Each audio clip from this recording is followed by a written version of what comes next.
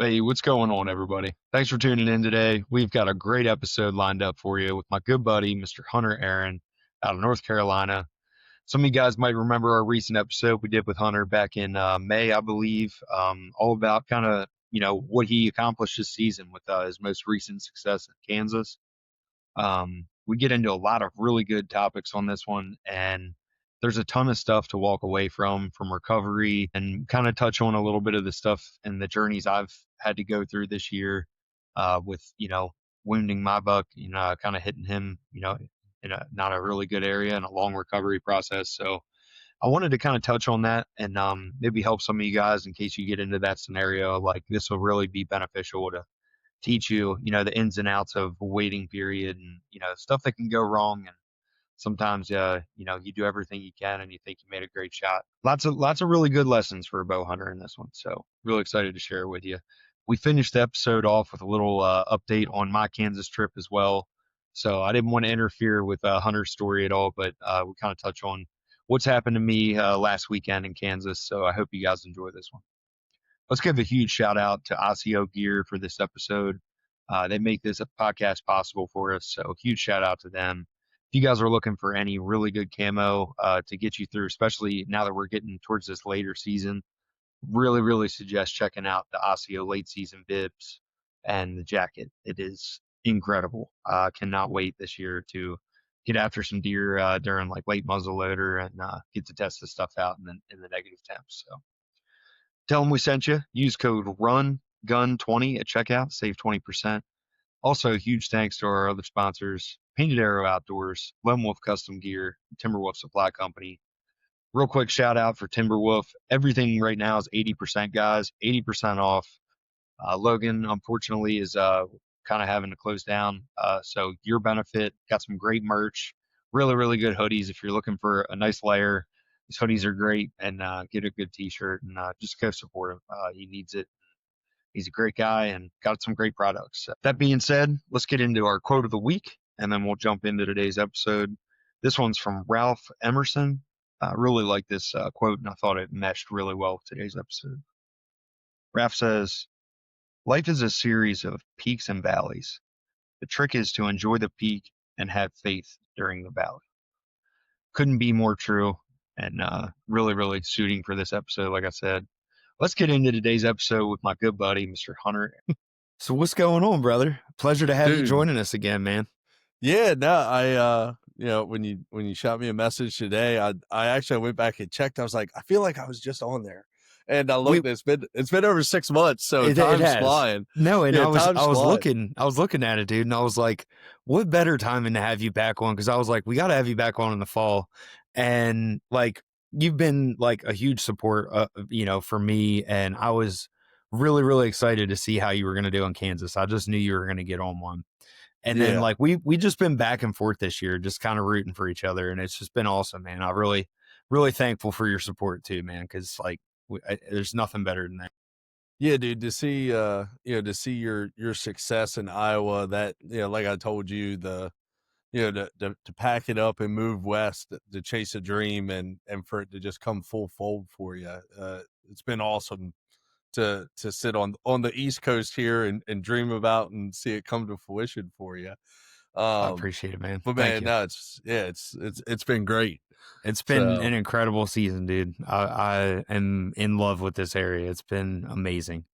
Very fortunate. And I was honestly like very worried because I've been just so busy with work, dude. It's like been a whole nother, I'm like a weekend warrior again, instead of like just playing it like, and I worked before, but like I'd be like, oh, there's a really good cold front. Like I'm going to just go into work at 10 o'clock today, whatever. yeah, when you're I can't do that. when you're the new guy, you can't do that. No. And I'm a foreman too. So it's like, they're like, oh, well, if I'm not there, I mean, not that I'm that important. I'm just saying it's like, I got to answer a lot of questions for guys. So Sometimes the kinda Indians sucks. need chiefs, dude. yeah. I mean, it's a good gig, man. I'm happy with it. It's been a good job. And, my boss is cool. He's like, understand the guy I work with a lot of times, super cool. So he's like, dude, because I was nervous to ask for time off, right? I'm like, man, well, what do you think? He's like, dude, you moved here for hunting. Like, yeah, take some time off. Like, you live for Do this it. shit. And I'm like, my man, like, Yeah, damn if right I do. he's like, and what a better time. Like, we're finishing up this one building. So it's not like total chaos. So it worked out Yeah, really well, man. That was so epic to kill that big 8, like at my own property too. I was bro. so stoked. That dude was a magnum. Man, like, honestly, I was waiting for something that was a little bit better, but he's been missing in action for like over 6 weeks at that time.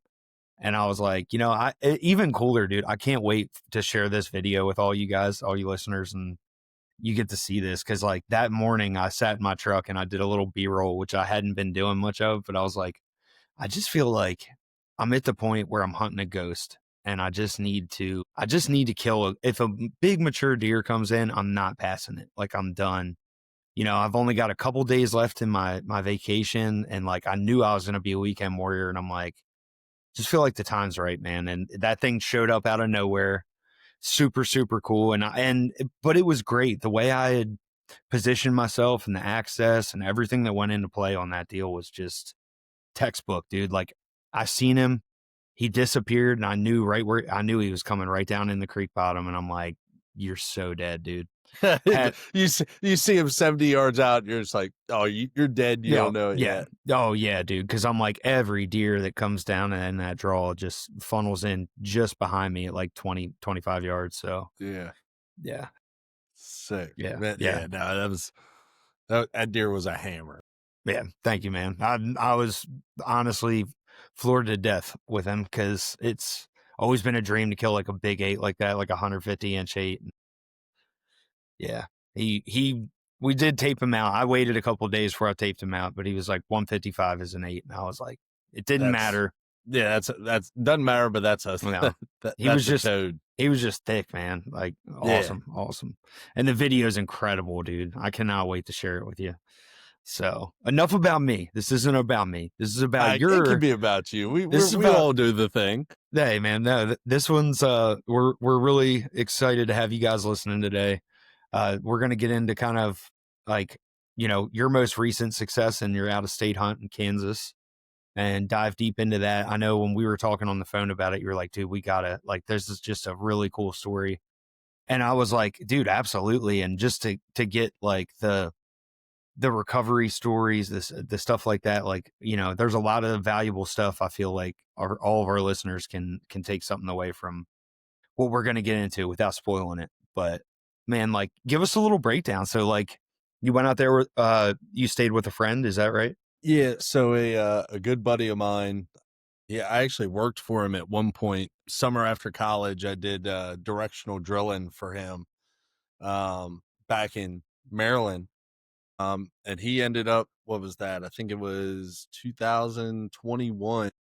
So he had been going to Kansas to hunt since 2013. And he had decided that, hey, this is where I want to raise my kids. This is like the first opportunity I have. I'm packing up shop and I'm moving out there. That's awesome. So 2021, he started before he even sold his business, he moved to Kansas because he knew it would eventually go through, and he would just fly back once a month, essentially to, left, right, rudder steer how things were going. So he's been out there for about 4 years now, but ended up, selling his business. His wife and 2 kids are out there, central Kansas, and he's living the dream is Yeah. what he's doing. That's But epic, he's, man. yeah, ever since he got out there, he's been begging me to come out. And it's just, between deployments and everything else, it's just never lined up. Right. So this year, um, I knew I wasn't going to be deploying. And as soon as I put in for the tag without even getting the drawback, uh, I immediately, I put in, I booked the flights. I did everything to make sure that if I did draw the leave essentially was protected. And yeah, freaking Drew. And then another buddy of mine, from back home who I actually used to work in his butcher shop, growing up, also Drew. So it was the 3 of us out there Cool, man. That's awesome. and staying in his shop. He's got a beautiful shop. You got like, full full bar and like a commercial coffee maker, and he's got 2 bedrooms, a bathroom, laundry, like a nice like 40 probably like 40 by 40 shop out back with skin and hook and everything. I mean, it's legitimate. Legit. Like I said, that Awesome. man's Deer camp. living the dream. Yeah, camp Yeah. vibes That's to the sick, man. nines. I can't wait. I can't wait for that. Right now, it really sucks for us, dude. I'm like, honestly, the biggest thing I miss about Kentucky is just having a place to hang my deer and just sit back and look at it. Like, Yeah. everything was just so rushed this year. I hated it. Like, there's Yeah. nothing more that I wanted to hang that deer up and stare at him all night. And I had to like rush him off and go get like the meat dealt with. I don't have much freezer space. Just Yeah. it is what it is. It's temporary, but like See, it and made I me was appreciate it a lot more, dude. I took that shit for yeah. granted big time. See, and I was, I'm the opposite way because I've always been super rushed. And going out there and doing that, that's the first time I've ever just been able to put the deer on the hook and just like, I'm gonna sit here and stare at you for a little while That's right. till I'm Yeah. good and ready for this to be over. I'm gonna Right. sit right in this recliner that's in this shop. That's right. Have a And we're cold just gonna- beer, Yep. chill with the boys, and hang around the bonfire, man. I mean, that right there is what it's all about. When that's just like the after success, like feel good vibes. And I really miss my good buddies from Kentucky. I know a couple of you are listening. But man, it's just something you take for granted that you don't think about, and it's definitely was missed. So I mean, Yeah. so you got this awesome place to stay, you got your buddies with you. Like, how many days were you out there? Yeah. So, well, in true me fashion, it wouldn't be me if I wasn't butting it right up against something the Marine Corps had. We had our 250th birthday ball Friday night. And then I'm boarding a flight in Jacksonville, North Carolina at 4:20 the next morning. Probably slightly drunk, I imagine. Maybe I don't know.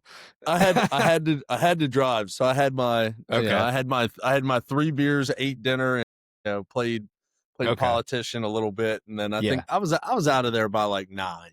Man, that doesn't sound very Marine like, I'm just, I'm an outsider here, but I've seen a few Marine parties, and usually you guys, I guess not once you get older, but when you graduate, Oh no, I guess you throw ham. it is still that, but I mean, Okay, we got to remember what we're talking about. We're talking about Kansas. Like I had to lock in. I'm sorry. I had to my bad. No, I'm saying I had to lock in for that one. I had to have some discipline and make sure I didn't miss my flight. My man.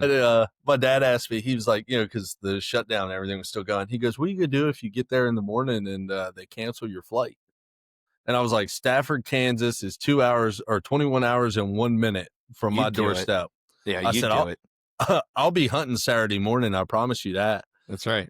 Yeah. Like you will find a way. I know you. Yeah. Like I know you find a way. Yeah. I guess the fuel consumption on this just got a lot worse, but like we're heading west, baby. That's right. But yeah, rolled in there. Landed right about noon. My buddy was right there. Went back, shot the bow, and I mean, I was in the tree by 3 p.m. that afternoon. So we were already on it. Yeah, hunted. Well, I mean, I hunted all week because after I killed, my other buddy still had a tag. Well, both of them technically still hadn't killed. So I just, took the opportunity to film them a little bit and just sit with them. And it's like I told Brandon before I even got out there, because we joked that, I was there for 8 days. What if I killed on the first day? I was like, I'm still sitting the next 7. Like I'm coming out there for an experience. Yeah, man. Yeah. Well, so the first stand that we were sitting in, I had two does come through. We've been in the stand like 15 minutes, and they're doing the standard look back, right? And Brandon and we talked about this, after the hunt, but we both thought it was going to happen right then. And I told him, I said, I was kind of pissed. I was like, I've waited years to come out and experience Kansas, and I was thinking, well, I'm going to get 15 minutes, and that's going to be over. So, yeah, no, I mean, we, hunted Saturday evening, Sunday morning and evening. And then Monday morning, all pretty much in the same location because the wind was either north or northwest. And we had a camera on a scrape on the eastern side of the property that had just been getting lit up. But with that north wind blowing right into the bedding, just, couldn't do it. So I was like, I was earmarking that south wind on Monday afternoon, Yeah. just waiting to get in there. Right. So, yeah. All right. Well, I mean, let's start the Yeah, roller yeah. coaster. I'm like, yeah. So, all right. So you're waiting for a north wind to hunt this scrape. You're stoked. Like in your head, you've already got like it's going to go down on that scrape. Is that what's going through your head? Yeah. I mean, it was nonstop every day. Yeah. So all his cameras would upload at 9 and 9. And I mean, it just seemed every time they upload, there's a hammer in daylight. And you know how it is out there, rolling hills. I can literally see this bedding area from where I sat 3 of the 4 times. It's about 600 yards away, but it sits right on the backside of a sand hill. So everything that's moving through there, you can't see anyway. So yeah, waiting on that south wind. And finally he's like, where do you want to sit tonight? I'm like, dude, south wind, that's great. I was like, kind of have to. And there was 3 or 4 good deer moving through there, not on a daily basis, but like it was at the interval that like you were gonna see one of them. So What date is it, by the way? It is November 10th, the Marine Corps birthday. Right. Okay. Yeah. So get in about 2:00 in the afternoon, because him and my other buddy were gonna go hunt another piece of property. Probably like 30 minutes north of where we were at. So they're like, hey, we got to drop you off a little bit early. I'm like, brother, like, I'm the guy that walks miles and does all day sits. Yeah. I'm not complaining about, right. Like if I had my Kansas, if we had more than one truck in like this town that we're in had like a grocery store, I'd be all day sitting anyway. Right. You know what I mean? Like, yeah. So, but so I get in and the wind is howling. It's like 25, 30 straight out of the south. And the way all his stuff is set up, because he takes kids, and Brandon just loves having guys out to hunt with him. So all his stands have a main stand and then a secondary stand for either him to go with his kids or whatever. So I've got I decide I'm going to set up in, I guess what we could traditionally call almost like a cameraman stand, offset behind the main stand, because I'm like, as a saddle guy, I'm used to working off the tree. Mm-hmm. I've got a scrape at 8 yards to my left under this cedar, and then there was a dead cottonwood essentially between me, or the front ladder stand, and that scrape, that would kind of essentially force them to quarter away as they walked out to CRP. So I'm like, yeah, this is perfect either way, because whether it comes from the scrape or the CRP, I'm going to get a quartering away, or as soon as they turn to work into the scrape, I can still shoot under that cedar a little bit. I got a quartering away. Either way, I'm in the chips. So I get everything set up, because everyone's asked me, they're like, did you get it on film? Well, I set all my camera stuff up to be in essentially the cameraman stand. And luckily I'd put my bow hanger in right over the other stand. Well, this wind is getting it. And I'm like, I'm looking at my watch. I'm up there literally just like hanging on to the camera arm for dear life. Because I'm standing, not seated, so I'm like standing on the seat part of this stand. And I make the decision. I'm like, the last couple evenings, the movement hasn't even really started until like 4:15 ish. It's about 3:20. I'm gonna pop a squat for about an hour, and then I'll just step right back on up here. I was like, and if I get in a jam, like the bow is right over this stand, I'll figure it out. Justin, no more than my ass hits that seat and I kind of get comfortable. I double check the time, and I look up from my watch, and all I caught was that right brow tine with that kicker and a tarsal gland cutting through the tree line behind a wall of cedars. And I'm like, well, shit, I guess it's going to happen right now. So I stand up, I get the bow. Well, then, sun is right in my face. And I'm like, well, I don't want to be up here just super skylit. So I go I'm like, he's going to hit this scrape. He's going to be quartered away, moving left to right towards the CRP. Right. So I go back and I essentially just, I have my head tucked, my chin tucked into my left shoulder, and I'm just looking out the corner of my eye. Mm-hmm. And I watch this dude hammer this scrape. I mean, the stuff you dream about. Yeah. For what felt like an eternity. Finally, he's done. He walks out just enough, to like fully erect his head, and the wind's blowing so hard. He just stands there and starts surveying everything. And I mean, he's not spooked. He's not anything. And I'm just sitting there. Doing what big deer do. Yeah. And I'm just like, by this point in time, like the shakes have come and gone. Like we're at least 10 minutes into this already. We're in kill mode now. Yeah. Yeah. And so I'm just looking at him. Well, then he starts just dead staring into the CRP. So I kind of start peeking back to my right, because I'm like, can he see a buck? Is another buck or something coming? Like, last thing I want to do is get busted while I'm trying to do something.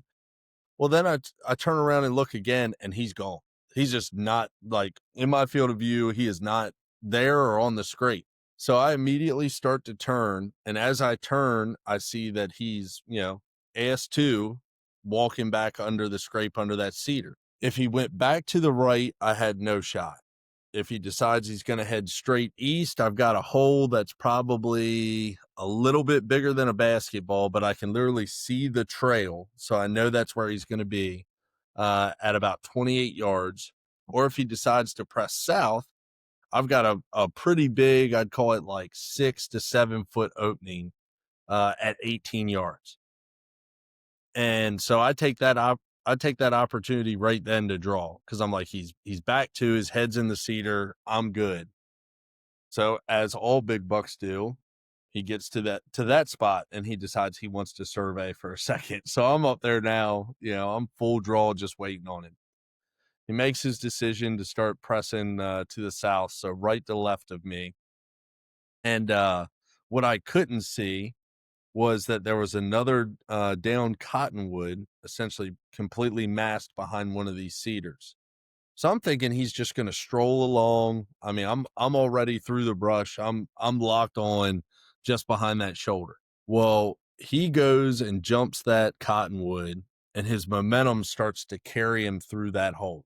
Like, he's not at a trot, but he's certainly not just, lumbering around. He's moving. I try everything in me. I try to stop him 3 times, and, in what seems like forever, but, was a split second, it is apparent this deer is not going to stop.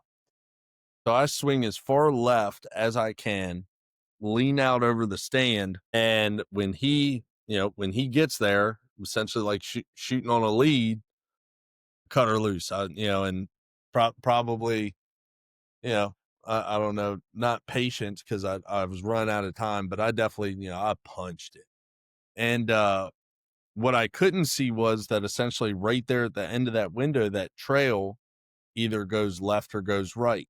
So right as I cut it loose, he started to go right and quarter away hard.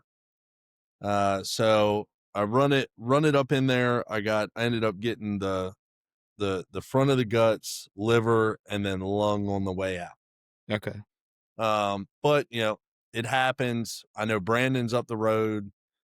No need to rush, but I knew I had a pass through, and I've got a pretty good amount of blood right at impact. It's dark, but it's dark, and I'm looking at the binos, and I'm like, well, I'll check it when I get down.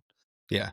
What But, arrow setup good. are you running? Like, what are you? I'm what running are we the Easton Axis 5mm, and then I was shooting the 125 Schwackers, the expandable. Okay. Cool. So yeah, got full pass through. I mean, everything was good. Pretty good size hole on him too. Oh yeah. Yeah. on both accords. Mm-hmm. You know, I wouldn't, or I'd miss an opportunity if I didn't call this out. So I've got a really good buddy back home, that is just a deer slayer. I had, normally he travels to Illinois every year. He was checking in every day because all three of us that are out there hunting are good friends with this guy. Okay. Before I can even text Shane and Brandon to text or to tell them like, hey, stuck one, I'm reaching for the phone to do that, and I hear the phone vibrate, and Jeremiah hadn't talked to him all day, texts me and goes, what did you get? Really? Yeah, like I've got the screenshot of it. That's wild. And I eventually get to answer him back, and I'm like, dude, like, how did you know? He was like, dude, I was driving down the road and I just got a feeling. Yeah. So crazy. But That's wild, man. yeah. Yeah. So I text Brandon and Shane. We make the decision. Shane's gonna stay up where he's at. We've got enough time, essentially as early as it was, to assess the situation. And then, if we need to, we'll go back and pick Shane up. So Brandon gets there. It probably takes about 45 minutes by the time he had just, so there's one stand that they hunt on the other property is like a 25-minute walk. He said my ass had no more than hit the seat, and he texted me, and I just had to pull the bow off the hanger and walk back to the truck. You don't play around. You're just Yeah, out no. there. But Yeah. well, and we had joked about it because that scrape was so hot. He was like, man, you're gonna kill one right before I even get to the stand. And I was like, nah, well, close enough. Right. So Brandon gets there. I haven't even been down to look at the arrow or nothing. We know it's a little dark. We talk through the shot angle, and we decide, there's a good amount of blood. And he's like, by the time we've done all that, and Yeah, kind like of how much talked over time what, went by? yeah, like, but by the time we truly take up the track, we're probably at like an hour and a half post shot. Okay. So we agreed. We're like, hey, like let's start to follow this thing. So there's essentially this property is 2 cattle pastures that are separated by a 2-track. Okay. And I'm about 100 yards west of this 2-track. So we're like, hey, like, I can see through the trees almost all the way to that 2-track. I'm like, I'm pretty sure he made it, at least there. Mm-hmm. Let's follow the blood, see what we're working with, and then we can make the determination of like, we're definitely going to go get Shane at this point. But then we can, instead of coming back and doing it, we can make, if we need more time, we can have more time. So we start tracking. Blood's good. He goes over the first cattle fence, across the 2-track, and then we're tracking towards the second cattle fence. So we get across the first one, and then we had pretty much made up our mind, hey, we're gonna find blood on the far side of this cattle fence, and then we're gonna, because he was still going, we're at like 120 yards. Everything's still pretty dark red. Like, let's just get blood on the other side of this fence, so we know exactly where it's at when we come back after dark. We'll mark it on Onyx, and then we'll go get Shane. Well, since we were doing that, I'm standing in the 2-track, and Brandon goes over the fence, and the moment his feet hit the deck, there's a cedar about 5 yards to his direct front. Yeah. And you can hear, he like, I'm watching him, and he like locks up. Well, he could hear this deer essentially like gurgling. So he freezes, right? And all this, as I'm explaining, it takes forever to explain, but it all happens in half a second. Right as he locks up, this deer jumps out of this first bed. And with everything he had, I mean, Justin, that deer did not look good. Like, he's like stiff-legged, like kind of just like trying to get away. And it's dark, right? This is daylight. Oh, Well, this is still but you're just not prepared. You didn't have your bow ready. Yeah. Yeah, no, because like in my mind, with what we were seeing, and to be quite frank, I'm not familiar with deer bedding under cedars, right? Like, Yeah. I don't Yeah. look at that. I've never hunted in a situation where like, hey, deer probably bed here. You should like kind of be ready. And so that deer, jumps up, you hear all this commotion, and then I start angling around to my left to be able to see what it is. And it's at that point I can see, the shots a little further back than I thought. Um, and right as I finally get visual on him, this deer bedded in what I would say was almost like a 270-degree sticker patch with a massive cedar behind him. So there's no way, especially now that he knows we're there, there's no way to angle around in on him to try to sneak another shot in. Right. So you guys Right. are like, well, let's back out kind of deal. Well, so as bad as he looked, we kind of thought he might die right then. That was his last push. So we're probably, I'd say like 60, 70 yards from this deer.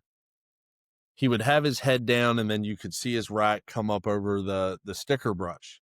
So we back off and we're just watching with the binos now at probably like 150 meters.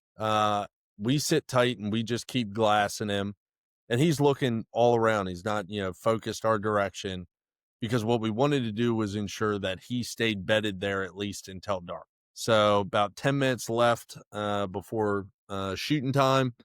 We're like, okay, like he hasn't moved in about 45, 50 minutes. Like we're pretty confident, as much blood as we have, the way he looked, all the things, he's probably good. Unless something else pushes him, he's going to stay right there. So we make the decision, let's go get Shane. We go get Shane, and I mean, I'm a nervous wreck. I'm apologizing. Apologizing to Brandon. I'm like, dude, you have invited me out here, and I've pulled a terrible. You couldn't be any lower than I was, even though we were confident that the deer was going to die. I've ruined a hunt for him. He's had to come get me. We've gone through this whole roller coaster already. And he's like, dude, just calm down. Like, it's gonna be fine. Right. Because I've been Dude, if you do this long enough, it yeah. happens to every one of us. Well, It's and part of bow hunting, man. yeah, and that's Yeah. the thing. Like, I've been very fortunate that all the deer that I've killed up till this one have died within sight. So this was a whole new roller coaster for me. Welcome And to the club. yeah. It's Well, a shitty yeah, I wouldn't club to wish be it. in, but yeah, it happens. I wouldn't wish it on anyone. So we pick Shane up, and we're talking back through it, and we decide, we're like, all right, let's plan as if this is a liver hit. And we went back and forth on the time, and finally I was like, look, guys, like, we've already bumped him once. And he bedded close. What I don't want to do is risk going in there again at 6 hours after the shot and bumping him again. So we're all in agreement. It's going to be cold enough that night. We're fairly confident. Like, it's going to suck, but like, we're going to wait until first daylight because we can grab a couple other of his buddies too, and in case we need to grid search anything. Well, I'm such a nervous wreck. They're sitting up having a good time, watching Monday Night Football, and it's like 9:30, and I'm like, guys, I'm going to bed to make the thoughts stop. Like, I'm Right. so far the dumps. Yeah, I get it, man. And they go to bed shortly after. About, what was it? 11:45, midnight. I cannot sleep. So I'm like, well, I'm gonna go out here and just turn on the TV in the shop and preoccupy my mind. Well, I had been up, and seated in the shop for like 2 minutes. Here comes Shane. About 5 minutes later, here comes Brandon. And we're all like, dude, it's been almost, by the time we get out there, it's been 9 hours since the shot. If it was a liver Like, hit, I'd say like 6 to 8 hours. You should wait. yeah. And that's general where good we rule were. of thumb. Yeah. Yeah. And we're like, we know where he's bedded. We're confident that he stayed there. Like, let's go get this freaking deer, man. Like, let's stop it.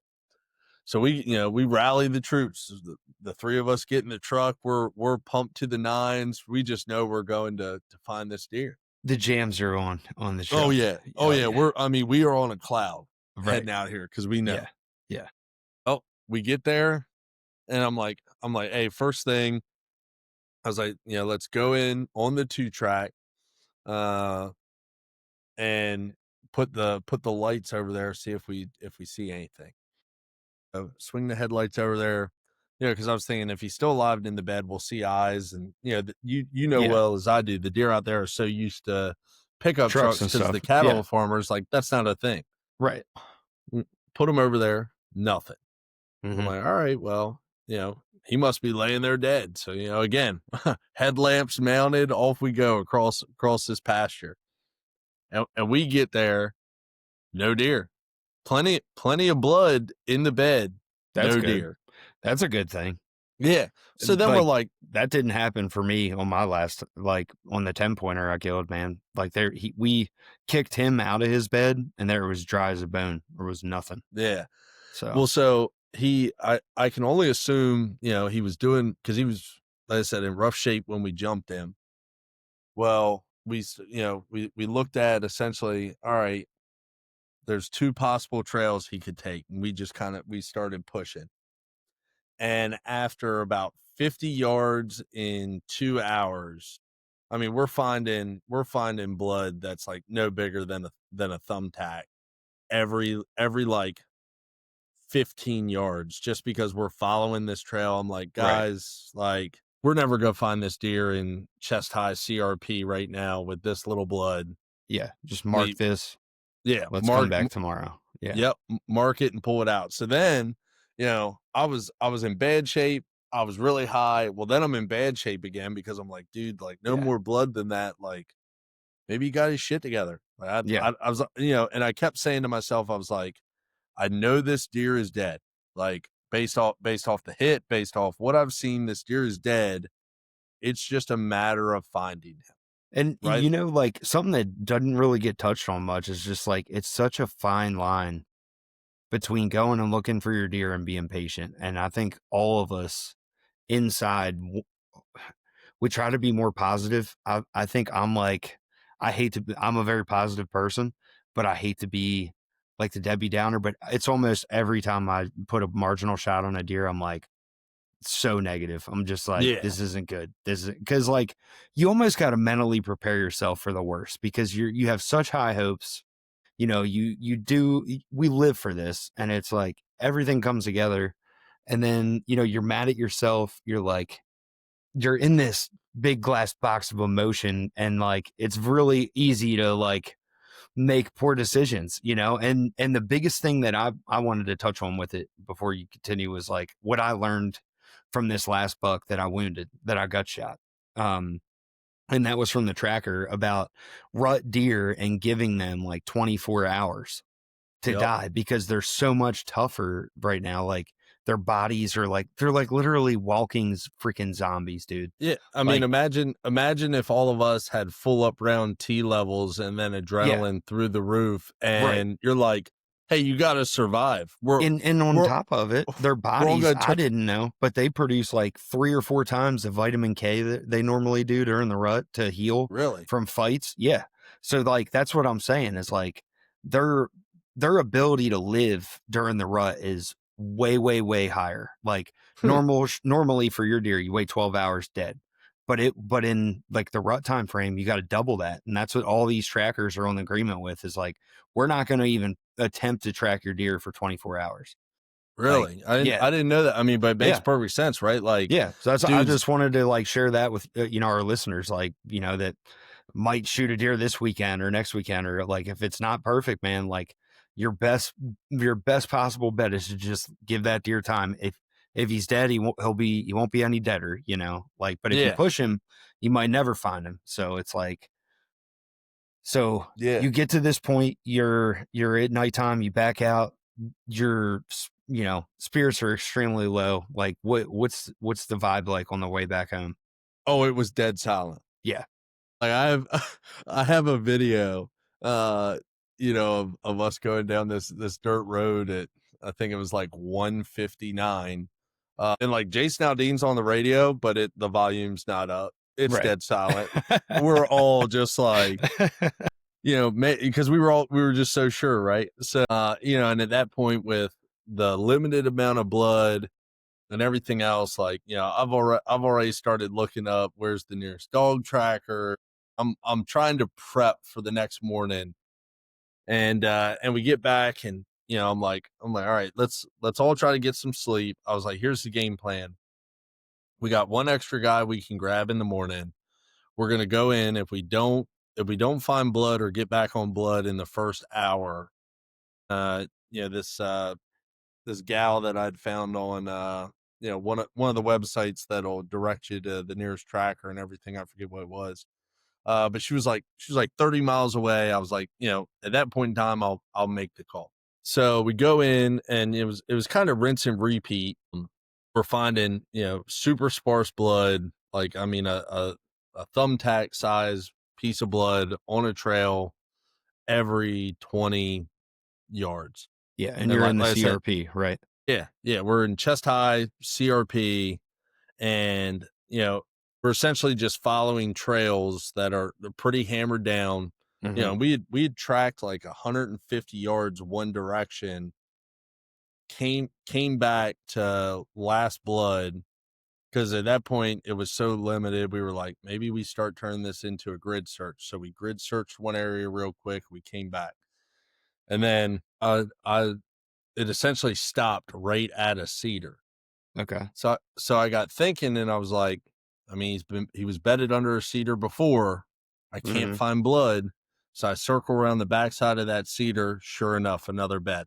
And then we essentially just continued to play that game, cedar tree to cedar tree, every like 40 yards. Mhm. So we finally get to one where it looked like he had bedded 3 separate times. Okay. And I told them, I was like, man, like, this deer's got to be close, because he's finally at the point where he can't get comfortable, Right. right? Like, Mhm. You can he's tell not he's like just hopping yeah, around. yeah, he's not just getting his shit together. Like, he cannot get comfortable, and he's just trying to switch it up to do it. Well, then we can't find blood outside of that. Like, what direction did he go? So that's when it truly turned into a grid search. And it took probably about another 25 minutes. Brandon had finally gone over a sand hill, and he had actually crawled up in between two massive cedars and died in the middle of them. And quite, again, you talk, all things happen for a reason. Unfortunately, and we all know this is a risk that you run with those decisions of letting them lay overnight. The coyotes had gotten to him. Yeah. But if the Not too bad coyotes, though, right? no, just Yeah. gotten his guts. Right. But if the coyotes had not drugged some of that out from under those cedars, he would have never even thought to have looked in between those two, because you couldn't see in there. So, that's what keyed him in. That's You just hear crazy. you just hear him from over the hill, but he's so far away. I mean, I want to say it was probably about another 100 meters. Total track job was 439 yards. But he's so far away, and the wind's blowing on us, that, like, I think I hear him say he's right here. But it was like Charlie Brown's teacher. You just heard Right. something, and I'm like, am I hearing what I want Yeah. to hear? Like, man, I'm tripping right now. Like, what? Yeah. So, Yeah. we start heading that way, and then, classic, he hits the Ric Flair woo on me. And I was like, oh, I know what that means. Right. And Right. Oh my man, my what a feeling. my walk turned into a pretty steady jog up. That's awesome, dude. That's Man, awesome. was able to, And even you know, better, the coyotes didn't really get to his meat. I imagine you still got your meat, right? Was he spoiled? Yeah. So that's he awesome. he he wasn't spoiled, and it was the first time that I've ever had the ability to recover a deer in the morning. So I was able, instead of like you're trying to rush out of there because it's dark and everything else, Right. You have to I'm able take to your time, sit there with him a take little take bit. my time, sit there with Yeah. him, FaceTime my dad, and everything, and just kind of soak it up for about 30 minutes before we decided to drag him on out to the truck and do everything. man, just like there's one picture, um, there's one picture that I posted, and I'm just like looking up at the guys, and my face is literally like, can you believe that we found this deer? Right. Right. I think I know which one you're talking about. Yeah, It was a cool picture. You could I'm see just the in, genuine reaction in you. yeah, I'm just in Yeah. total disbelief and shock of like this 19-hour roller coaster is Right. over, but like, Yeah. Thank God. I mean, yeah. because every time we would find a bed and then he would move, my confidence just got lower and lower and lower Yeah. to the point that when we found that last bed and he couldn't get comfortable, I wouldn't allow myself to get excited. Yeah. Like it was just Exactly. like I've been like there yeah, like so it's many times, man. It's another so sad. this is Yeah. another false summit. Like don't get Right. excited. Like well, so and something that's kind of funny, I don't know if the entire recovery will, but part of the recovery will actually be on the outdoor channel next year. Sweet. That's cool. So the fourth guy that came to track with us is a film guy. So Okay. Brandon, since moving out to Kansas, guides for the guy that he originally started going to Kansas hunting with. Okay. Cool. Well, this guy has a show on the outdoor channel, and I'm gonna leave names out of it. But it'll probably be pretty easy to figure out. But anyway, they only had a couple hunters draw this year, so they need they need content for next year. So they decided they were going to do essentially a story about Brandon from like his first time out in Kansas to now he's helping this guy out, and he's like inviting his buddies, and he's taking his buddies hunting and doing the thing, and just this the whole thing that we all love. Right. That's awesome. So when we picked him up in the morning, he was like, "Hey, do you mind if I film this? Like it's a perfect part of the story about why Brandon came to Kansas and kind of how his whole story has unfolded." Right. I'm yeah. like, no. I'm like, well, as long as you're looking for blood too, like, yeah, come on. Right. So, yeah. and I remember there's a distinct part where, and I know he had the camera on me, and he asked me, he's like, "Hunter, how are you feeling?"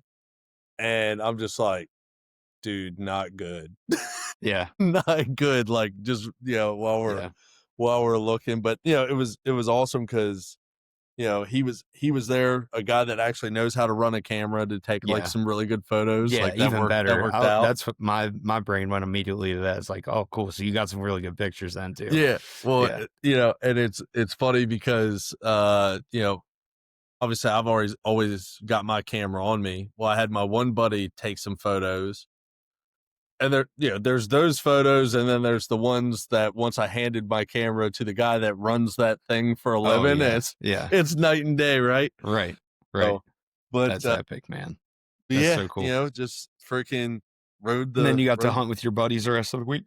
Yeah, I spent most of my time with Shane, because Brandon was going after a deer that he eventually killed. And again, like, trying to build the story for their show, he had that camera guy with him, got it all on film. Yeah. I mean, a beautiful 8-pointer. That's actually was the main deer that I originally was sitting at, that Southwind scrape for. And then, the deer that I ended up killing just so happened to pass through. And I mean, you can't pass that up, right? No, heck no. I need we got too much redneck in our blood to be passing deer like that, man. I'm sorry. Yeah, no, that was. I mean, that's the biggest deer I've ever had. No, he's beautiful, dude. Inside bow range. That's epic, man. So he's cool. He's so unique with. He is. He's got 3 different kickers that are almost like awesome character, like, man. Like hooks and stuff. Just a banger of a deer. Absolutely. Yeah. So soon as I saw him, I was like, yeah, like this is a no-brainer. Right. Those are the ones you want.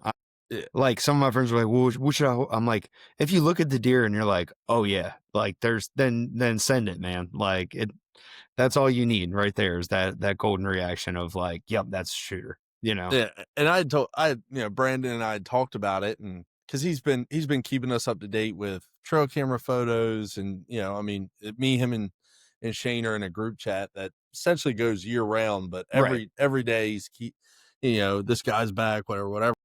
And I called him. What was that? I think it was the evening before I flew out. Well, really two, because I was at the ball the evening before I flew out. And I said, "Hey man," I said, you know, body size is different, all the things. I was like, should I be holding out for something, or like how am I gonna know? And he's like, trust me, you're gonna know. Right. I was like, Yeah, 'cause, it is different, dude. The body size on these deer is just, some of them are just outrageous, and yeah. And the one like thing that it's nuts. the one thing that he, had told me several times is, you look at a deer and you're like, oh, that deer's not that score matters, right? But you're like, oh, that's a nice 130. Mhm. But it's what you think is a 130 on a 300-pound body, Right. and that deer's really 150, Mhm. right? But you're, I mean, it from Yeah. being from Maryland, and especially now that my eyes are Oh, trained in North dude. Carolina, you're That 10 pointer did it for me. Like, and I swear to God, I thought that deer was 160, 165, like all day, just because he put on a show out in a bean field in front of me. And I'm like, came out all bristled up. I'm like, that's the biggest freaking deer I've ever seen in my life, and it was really cool because like he ended up scoring like 153 and some change. But, it was really cool because I talked to one of my good buddies, and he's like, dude, if you pulled that shot off on a deer that you thought was a booner or, upper 60s, you aren't going to have a problem killing one if it comes in. And I was like, because in all honesty, I've never had a deer like that of that caliber in front of me. Well, I have maybe 15 years ago or something, but right. long, long time, it's not something that I'm used to seeing. So he taught me a lot about, the deer out here, what you see on their heads generally is what you get, Yeah. It's like, Yeah. So and he was like, you'll know. He was like, he also was like, do I want you to kill a 160-inch deer? Of course I do. He was like, but dude, he was like, you kill what you're happy with. He was right. like, we don't No, we don't there's do that nothing better than stuff that. around Yeah. here. Yeah, And man. as I'll be soon the same as way here in Iowa. It's like, and everybody thinks that there's booners around every corner here. I promise you there's not. I would be more than happy for any of my friends to come here on year one and kill a booner, but like they're not around every corner. yeah, It's you, hopefully maybe one day they will be, but you can really, really see the effects of EHD here. mm-hmm, Like you got bangers that are 2 and 3 years old and 4 years old, and these deer are just enormous. And you see the potential. It's like, dude, if this deer made it to 5, like he would be a rock star. And right, you just don't see as many big mature deer. Like I haven't seen them as much. So yeah. Yeah, and like I said, as soon as I saw that deer, and having seen some of the trail camera photos, etc., as soon as I mhm, saw that brow tine, I knew exactly which deer it was. right. You're And I like, was like, yeah, oh, I'll kill that yeah, one. yeah, like Yeah. that dude's a shooter. Right. Thank God for that. He didn't catch me slipping. Yeah. But because what I didn't want to do is go out there and misjudge something. Being there for 8 days, and And it happens quick. yeah, and tag out Sometimes on during the rut, it happens real quick, and you got yeah, to make a decision like that. And it's like, man, I hope I made the right call on that one. yeah. And you get some ground shrinkage. It happens to a Oh lot of yeah, people, dude. definitely does. But Yeah, but no, I that's epic. just went. It's like I told him, I was like, sure, would I love to kill my my biggest deer ever? Absolutely, but that's not people ask me, they're like, what if you go to Kansas and you don't kill? Well, the way my season's going, my first answer was I'm shaving the mustache because something's got to change. Like Right. superstitions get Right. to me. Something's Oh man. I can't shave my head, so I'm like we're gonna try something. So thank God for that. He saved the mustache. Man, you look weird without a mustache, but I don't know. To Man, me, yeah, it's just part of who you are at this point. yeah, no, Since it I've known definitely you. is. It Yeah. definitely is. I look about 10 years younger is what happened. I'm sure. I'm sure. But Well, and just but I was like, like my goal is to come out there and enjoy my time with, two guys that I haven't gotten to hunt with at the same time in years. that's how you And have a successful hunt, dude. When yeah, you're happy and you're having a good time and no expectations, good stuff just seems to happen, yeah, When you're yeah. out there and So anxious and you're just like, oh yeah, yeah, like it's gonna happen, or why isn't it happening? When you're angry, I swear them deer just know, and they're like, Yeah, man, it's like I'm you not. you put something off that Yeah, they know about. yeah, it's weird. Yeah, I was like, sure, I want to kill, right? Like Yeah, that's what we live obviously, for. right. I was like, but if I go out there and I enjoy my time both hunting and spending time with those guys, and I see a couple of deer, like that's a great trip to me. Yeah, absolutely, Um, absolutely. especially right now.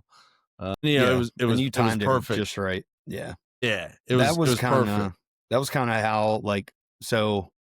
I guess we'll get into like a little short thing of like what happened to me in Kansas right around the same Yeah, time, right after yeah, because you. I got all we excited.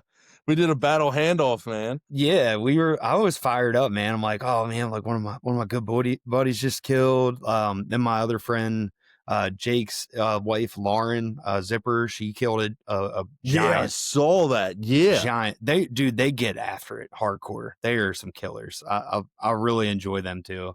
I got to meet them for the first time here in at the Mobile Hunter Roadshow, or the Whitetail Roadshow now as yeah. it's called, and in Iowa this year, and man, they're just awesome people. You would definitely hit it off with them.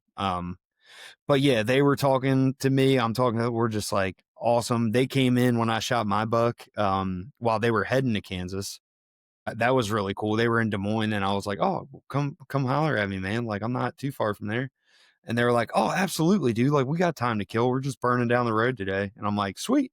Just so happened I just got home and like worked out, so we were all stoked for each other. Well, I get out there, my buddy's like, I talked to you on the way out there, and I was like, yeah, I was like, I got a really good pinch picked out. Like, I'm stoked. I'm like, the weather's really not that good. I had 3 days to hunt, is what I was planning on. And my buddy that I'm staying with, Kevin, um, he was just adamant. He's like, dude, I got this really small piece of property, but it is just the perfect piece of property for the rut. Like, I'm telling you, like, he's like, I have no cameras in there, but I'm telling you, like, there's just giant deer that go through there during the rut, like all the time. And I'm like, okay. And he's telling me about it. And he's like, look, you don't have a stand set up for the morning. Go dive in this spot. Like and then go do your thing. He's like, there's public right there, right on the backside of it. I mean, literally like within 500 yards of this spot. So I'm like, all right, cool. That sounds good. I hate setting up, especially how thick it is in Kansas. Yeah, Uh, that blew my first mind thing. too. Yeah. Like looking at First it, thing in the morning. yeah, Yeah. because not to cut you off, I asked Brandon, I was like, hey, because you know me now, like I want to be mobile. Yeah. That's just Oh, it's part of the enjoyment for me. yeah. And he was like, dude, like, probably not gonna happen unless you want to get super creative. And I was like, what do you mean? And he was like, between how big around the cottonwoods are and trying to get in some of these cedars, he was like, I just don't want you to try to get a bunch of places when I already have stands hung. Like, just, he kind of had talked me off the ledge of like Right. abandoning my mobility for a little bit to just come out there and enjoy the hunt. I went back and forth. I was like, well, like, I remember 2 nights before I left, I weighed my bags and I had like 7 pounds to play with. And I'm sitting Yeah. there going, well, I mean, I could probably fit one stick, the platform, and my saddle, right? Like I'm like Right. going Right. back and forth. But yeah, go on. Sorry. No, no. I mean, so he could tell. He could tell. And he told me that afternoon. He's like, dude, I know you want to just get out there. He's like, I know you do. He's like, but because the morning went by, I saw like two young bucks. The one buck was just a stunner 2-year old, like split brow, looked a lot like your deer, but like as a 2-year old. And I was like, I'm like, dude, I enjoyed the heck out of that. And I saw some does and little stuff. And I come back. He was like, hey man, like he's not too far from there. So he's like, come back. Like, wife got some fried chicken for lunch. I'm like, all right, that sounds good. I'm on my Yep. way. All right. So he's talking to me and he's like, dude, like, I'm telling you, if you didn't see him in the morning, he's like, they're going to be in there this evening. And I'm like, I don't want to like tread on the wrong way. And I was like, all right, well, I'll do it. All right. So he's like just adamant, like he's talking it up. And I'm like, there's a reason. Like, and this dude's killed some really big deer. So, I mean, I do trust his judgment. So I'm like, all right, I'll give it this afternoon. But like in the morning, like I know if I don't see anything here, I'm going to go jet over to the spot that I know. Cause I know I got a tree kind of picked out where I want to be, and get in there in the evening. It's just hot. So I'm kind of like already, I'm like, I really didn't feel like the deer were going to be moving much anyway. And he's like, oh, the weather doesn't matter there. Weather doesn't matter there. They just move through there, dude. It's just the perfect little pinch. So I'm like, all right, well, I got a couple does that like bed down near me. They're in like this real thick stuff, but I can see them good. They bed down for like 2 hours, and they just got me on edge because I'm just like, man, like I feel weird. I'm in this ladder stand, and it gets to like last light. And I remember Kevin just saying, he's like, dude, you got to be ready in there. Like, you got to be ready. Like they just slip in on you in there. And I'm like, okay, but it's like dead quiet. I'm like, there ain't shit slipping on me right now. Like I could hear a deer from 100 yards away, So instead of me like making that extra movement with it being so quiet, I had my bow on my lap, releases like hooked in. I'm ready to go. And I'm like just sitting there joking to myself, like, man, it's like Kevin's just full of shit, like deer ain't gonna sneak in on me. I'm like, no, just like about the spot. I was just like, I had doubts about it. And I'm like looking at my phone. I'm like, all right, well, like I got probably like 5 minutes of shooting light. I'm like, I'll just set my phone up just in case. I have my Razor arm, like from Lone Wolf for the cell phone. And I really don't film with a cell phone much. I really didn't even care about filming. It was like, I just wanted to enjoy myself. I was like, whatever, I have zero expectations about getting this captured on film. I just didn't. I wanted to just go and sit and enjoy it. Dude, this deer comes up behind me, Hunter, and it was freaking wild as shit. Like I had him come up behind me, and I hear this deer walking, and I go like to look behind. I look behind, I can't see him, and I didn't want to go in like full, look behind mode because it's dead quiet, it's dead still. So I was like, okay. And I'm just like, I just closed my eyes and I'm like thinking about it, and I'm like, all right, like, dude, that's definitely a buck. Like his cadence was just like different. And I was like, it sounds like a big deer.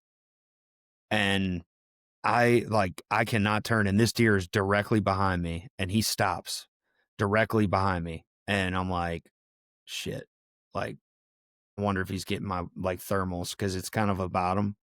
So I was like, oh man, I'm like, please don't bust me. Like, and he's to my left. And my only saving grace, I think, was the hill that I was on, this drain I was on. My thermals were dumping from still left to running right. down away from him. Yeah. Like I must have just been cutting him. And I remember even hugging to like the right side of the tree to kind of like dump my scent over that way.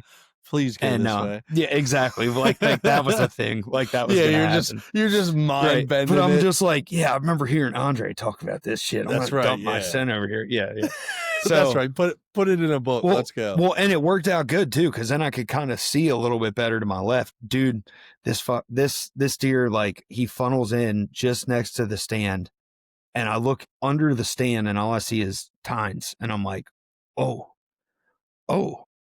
And then he steps out directly in front of me, and he's got like a 20-inch spread, and I'm like, oh, yeah, yeah. And he's like, my bow is right here, and he's like directly under my bow, and I'm like, how am I gonna get away with this? It's so quiet. He just takes a dead like 5 or 6 trots, and I come to full draw, and I turned on my camera while he was underneath of me because I'm like, bitch, you can't see me. Yeah. And I get my phone, hit record, just angled it down. I'm like, whatever. Like if I get it, I get it. Like, don't care. And I come to full draw, and he hears me. It's so quiet. He hears my arrow, and my rest just goes. Yep. And I'm like, oh, and he takes 2 bounds, and I'm like, and he just perfectly went from being straight away from me to turn him quartered away. And I get to full draw, dude.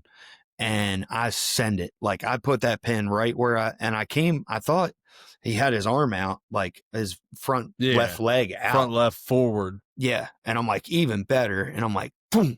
And I let her rip. And like half of my arrow is hanging out of this deer, probably more than half of my arrow. And I'm like, oh no. And he like bounds out, and he just walks up this freaking mountain, like pretty much a mountain. Like that's how big of a ridge this was. Probably like 90 feet, 120 feet elevation, but it was just real steep. And I was like, Yeah. that ain't good. Yeah, Go that's not back, what you want to see. go back, look at the footage. It looks freaking incredible. Like, it looks like I pounded this thing. And I'm like, dude, I definitely had to get enough penetration to get along. We give him, I call Kevin, I look back at the video, I'm like, dude, I smoked him. Like, I mean, the video just looks, I mean, textbook. Like, that's Yeah, like I remember exactly where I the wanted to put screen. my arrow.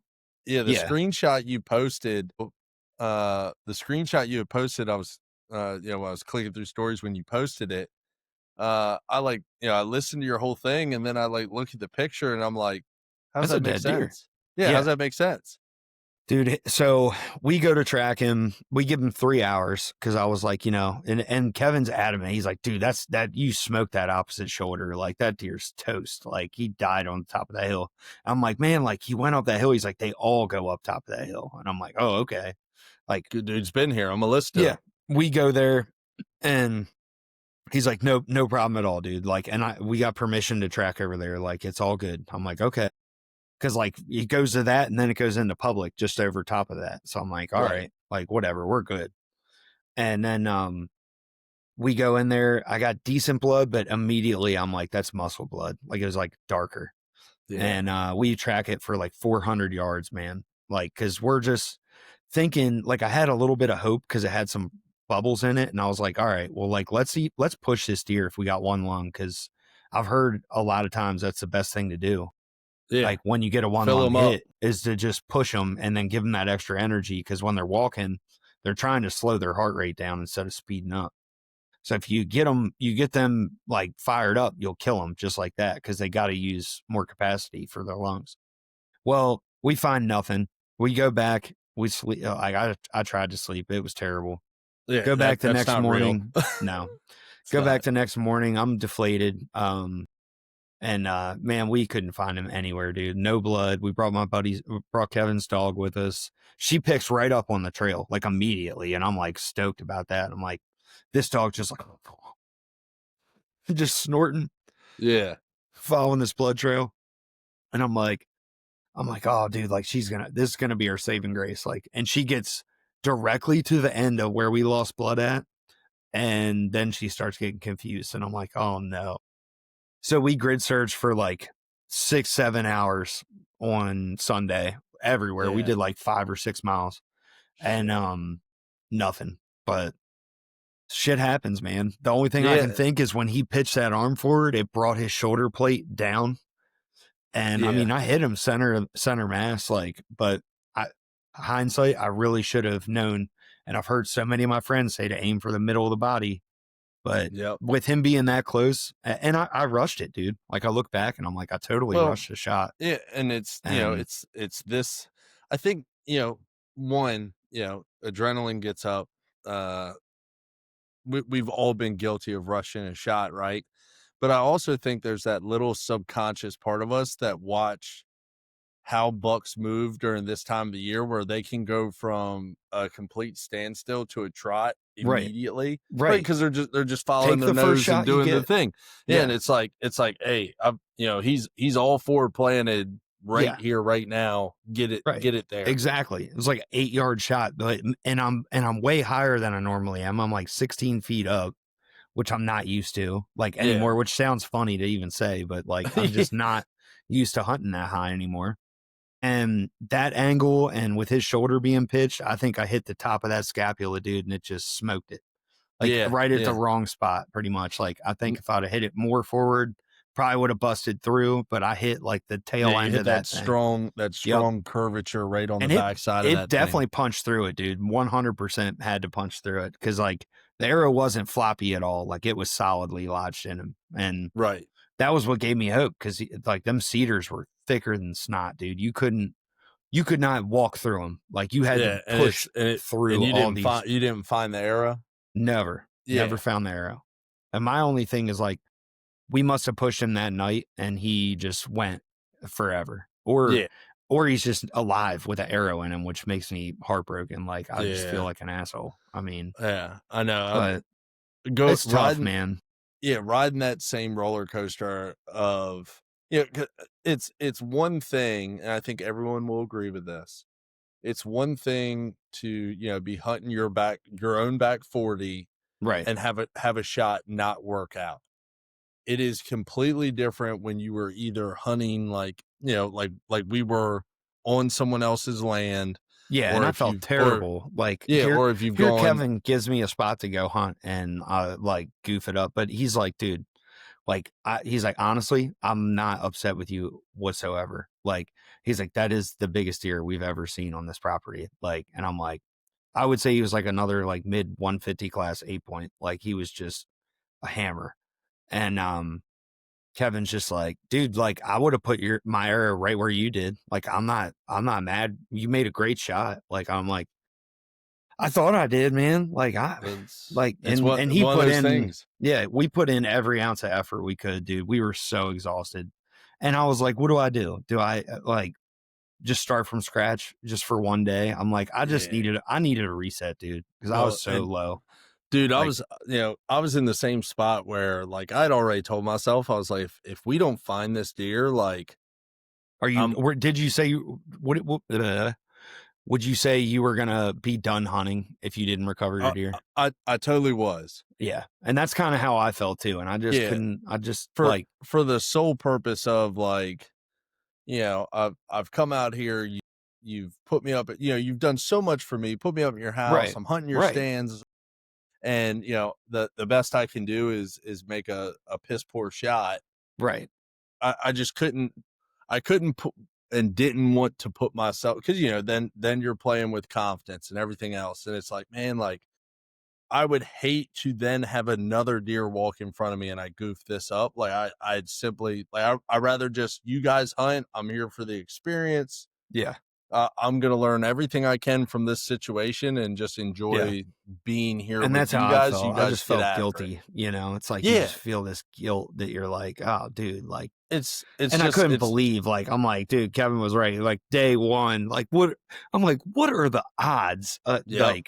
What are the freaking odds of that? You know, no cameras, have no idea. And a giant comes out underneath of my stand. Like, so I'm over it. I'm over it. I mean, it's part of bow hunting, dude. Like, Dude, I mean, it was yeah. God's way of humbling me from having an amazing season. Like, hey, you ain't getting them all, buddy. Like, you Can know, still have, and I told the and maybe guys it's for that. a reason. I don't know. Yeah, I would like to think the deer's alive. I don't know. It breaks my heart to think he's dead and I couldn't find him. I mean, really. that's the worst. I told Yeah. those guys, you know, I had, you know, because obviously we've talked about it before. I take in a pretty healthy amount of podcasts, and the one thing that luckily, that I've never been able to relate to is that feeling of like either might not find this deer or didn't find this deer. And I told him, and I truly meant it. Like, I'm so thankful that I got to ride that roller coaster with, you know, essentially a support system. Yeah. Because if I was just sitting at home by myself, you know, waiting to go track this dude in the morning, I can't imagine how much worse it would Man. be. Yeah. So Yeah. I'm thankful in that regard that, you know, I was able to share I camp know, man. This year's been and a roller coaster for me. It's been the most amazing season and partly the most stressful too with like the recoveries. It's just been, and yeah, but can I be completely honest? Like, and I'm just going to share this. Like, I feel guilty for not shooting, and I really am a good shot. Like, I can shoot extremely well, but I really wish that I had more time to spend behind the bow, just shooting, shooting, shooting. You do a very good job of that, dude. I'll compliment you there. You shoot your well, bow a lot. It's hard for me with work where we're living to shoot well, my and bow it's every day and like I am because I live in a neighborhood now full of kids running around till dark. yeah. Well, and now And it's that time of the year where, because I was thinking about that the other day, because you know, now, yeah, we found him. Can we deduce that a deer on the move quartering away might have caused that shot placement a little bit? Sure, but there's still that little part of me that's like, you probably need to bend the limbs a couple more times and just build some confidence back up. But you know, you're I don't think you're so, man. That was just you know, you got to look at it like that was a scenario. And here's another thing to take away: you miss all the shots you don't take. So yeah.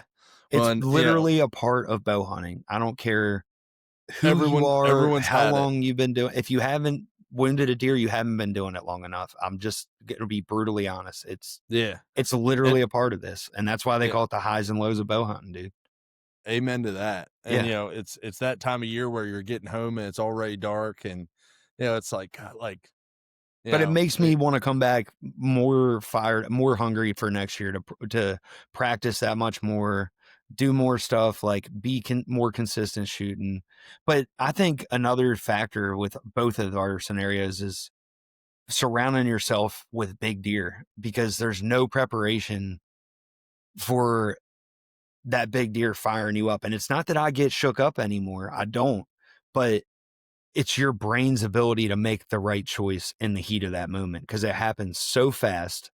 And it's like having control of exactly where you want that pin. And I did a great job on my last buck on the 8-pointer, dude. I mean, the deer watched me come to full draw, and I knew he was going to duck, and I put it on his armpit, and I double lunged him. Like, buried it. I mean, he ducked right into it. Like the Right. videos shows it all. I mean, like you can see I put my pin right on the tip of his shoulder behind there, and it ducked right up into his lungs, and the deer died in 10 seconds.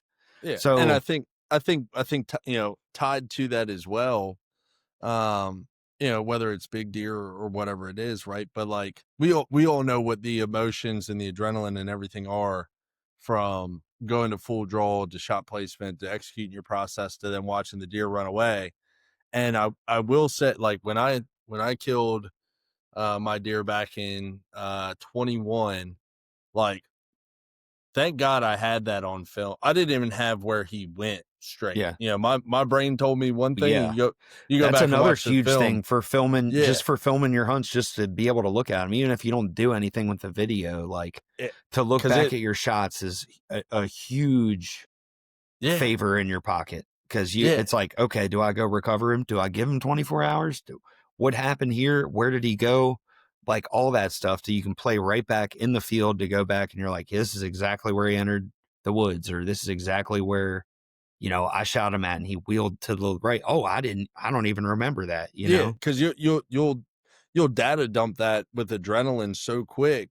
And I at least, like, I can remember this time executing the shot process, immediately knowing it was a little further back than I thought, but not off by much. Right. And like from the stand, I couldn't see my arrow, but I knew I had to pass through. Like, just being able to, time snap that moment by moment, so that you actually have memory recall and able to start making smart decisions about how you're going to track that deer immediately.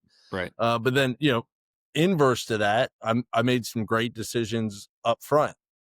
Then we get blood trailing and I get excited, and there was, based off what we saw, at thought and memory of the shot placement and what color the blood was, everything in my mind should have screamed Back out. Yeah. And but but you learn that, like, and that's where that little optimistic guy on my shoulder was like, nah, man, like you definitely got what you needed on the far side. right.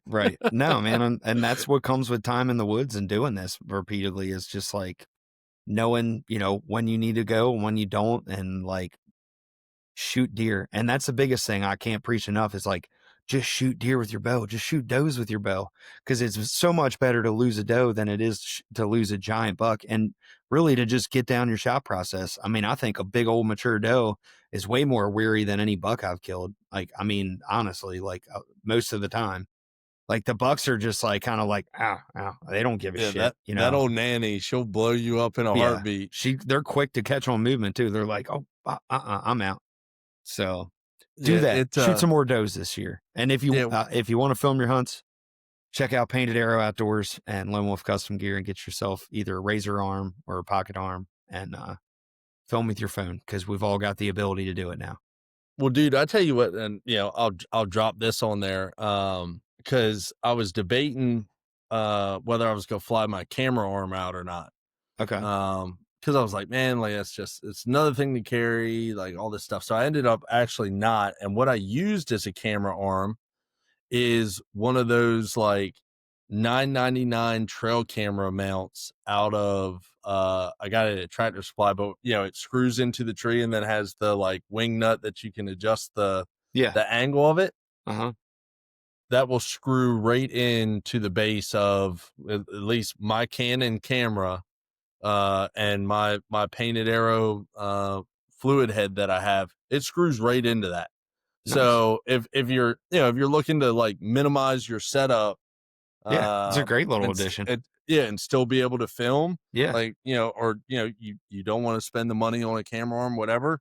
That is a super simple way. And I was like, dude, that's perfect because Right. it adds And sometimes eight you're gonna ounces get to it. my bag. Yeah, sometimes you're not. It helps me stay a little bit more calm too, because it gives my brain something else to like kind of like, okay, checklist things. But I Yeah. don't know. I think I've been lucky. I've been doing it long enough where I've kind of like gotten my groove for what I like to do with it. And it's been great this year, man. I've gotten some of the best footage I've ever gotten. So I cannot wait to do some editing. I need to get after it. Just take my laptop to work and go dick off in the Yeah. in the truck for a little while on some Wi-Fi or something and Well, start knocking her down. But and that was the thing. This year I said I was gonna capture more content. And I've done a pretty good job of it. And then I was like, the one thing I wanted to get on camera, I didn't. And then honestly, I was so worked up, the highs and lows of that entire track job. I got outside of the recovery itself, because once I was like, okay, we definitely have the deer. I just handed my camera, put it on video mode, and I said, just film it all, and I'll cut stuff out of it right, later. right. So I did get some of that, but then like the rest of the trip, I mean, I've got hours of footage of those guys in the tree, and Yeah, that's man, sweet, just dude. some of the prettiest And just laying down good spots I've ever memories with your set. friends, man, Yeah, too. dude, we were sitting in this one stand. What was that?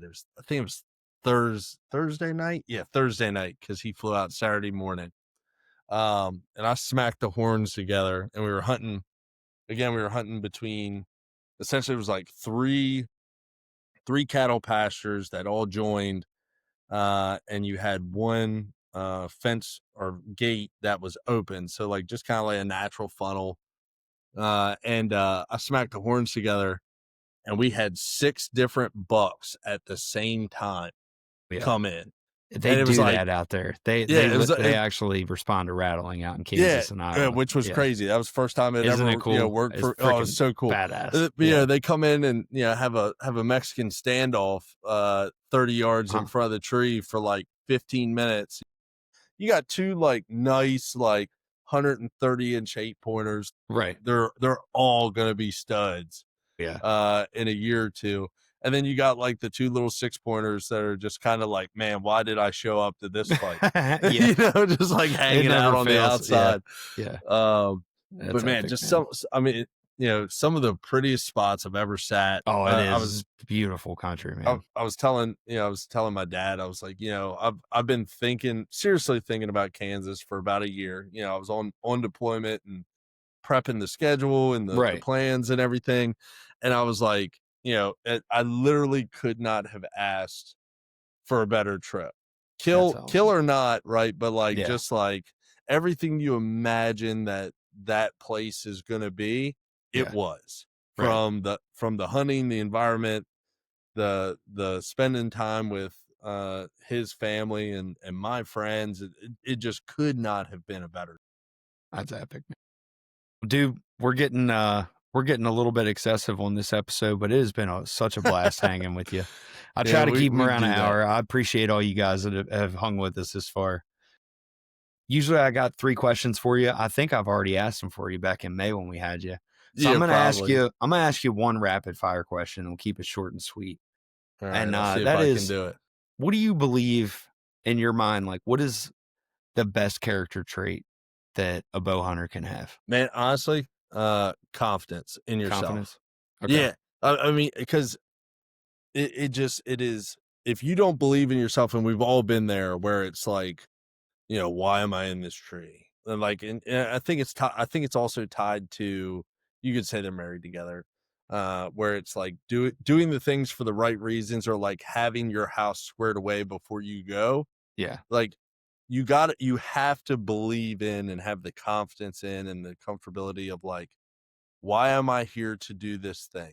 And if you feel like, and I'm not saying it is right, but like you were joking about it where it's like, a hammer's going to roll through here. I got 5 minutes left. I haven't seen one, whatever. And it's like that little voice creeps in, and then all of a sudden it's time to do the thing.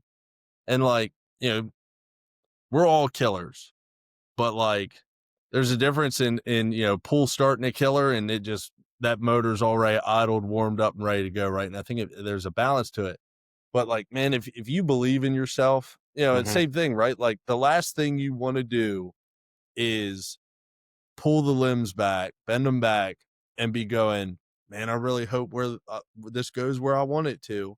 Right. You're having that internal dialogue when Yeah. you've got them bent to 90. Like that's not it. You got to believe in yourself. You got to believe in why you're there. And I think that's equally as important when we talk about like hunting your hunt, right? If you have confidence in the belief in yourself as to why you were there, and you were just doing it for whatever it is, whatever goals and reasons that you have, you're going to hunt a lot better instead of like, constantly sitting in the tree like, man, why hasn't it happened yet? What? Right. Like, right. I guarantee you, if I had gone out there with the mindset of, oh, I'm here to kill a 170. Well, I can tell you what I wouldn't have seen is a 170. Still didn't. Still didn't see one. But like, I went out there not focused on, oh, I have to kill. Like, I've put so much into this. It was like, hey, I'm gonna go out here and I'm gonna enjoy this for the reasons that I have said are going to be important to me, no matter what happens. That's right. I love that. And that it led to win, lose, or draw, with a massive roller coaster in the middle. The best 8 days of hunting in totality that I've had in my life. Yeah, man. Truly. Awesome. No, I love it. You're spot on too. I couldn't agree with you more. Well, guys, appreciate you all that have hung out here till the end. Make sure you're following our boy at Grunt Hunt Outdoors. Hunter, it's been amazing talking with you, buddy. We'll like always, we always keep in touch with each other, but I'll catch up with you next time, brother. Yeah, brother. Thanks for having me on. Yes, sir. Till next time.